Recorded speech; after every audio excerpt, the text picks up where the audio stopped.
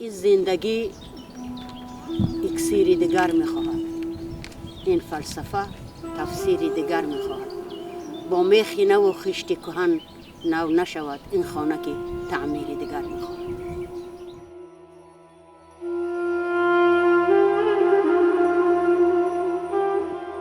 در این گیرودور و تصورها از اعتقاد به کدام وسیله مناسبت خود را با خدا مثلا معین باید کرد؟ من با جای دیگر جواب دادن نمیتونم. دیروزم یک بحثی داشتیم که گفتن که ما با این باور نداریم، با اون باور نداریم. گفتم باور نداشتن چنین معنی نداره که این کار میکنیم. من تمام قدم هایی که یک قدم پیش میمونم میخواهم این قدم با سوالی من که از کجا آمدم، به کجا میروم، کی من به دنیا آورده است و من کی به کجا میبرد، به همین سوال جواب داشته باشم. اگر انسان از پشت همین سوال ها رود، اگر هم طبیعت زنده میموند، هم نباتات و حیوانات زنده میموند، هم خود آدم خوشبخت‌تر میشود.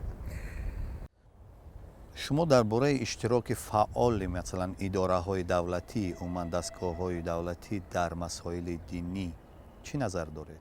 من فقط میخوام بگویم که هر یک ساختار باید که تهدیدی قوی امنیتی داشته باشه. هم امنیتی مثلا چی میگن، هم امنیت اجتماعی، هم امنیت خود دولتی و هم امنیتی که مثلا همون مملکت نجات بده. اما من خیال میکنم که با واسطه زوراوری این چیزا بودن، هزار بار شدن و از بین گذشتن. همین اتحاد شوروی یک از سببای از بین رفتنش همین بود که میخواست که دین و مذهب و فرهنگ تعمیل کند به مردم. این هیچ امکان ندارد. مردم ما بسیار مردم امین است. به سر کسی خنجر نکشید است، نمیکشیدم.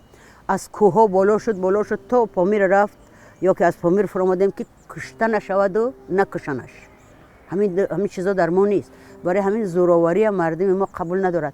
میتونه تا یک وقت معین تبسم کند، بعد در دلش میزنه. با فکر میکند که برای چی سری ما اینقدر زوراوری میکنن. با فکر خودش هم میکند. اون فکر چی فکر است من نمیدونم. زمان به همین مضمون هم شما گفته بودید که آدمان با عقل سیاست را از طریق فرهنگ، هنر پیش میبرند.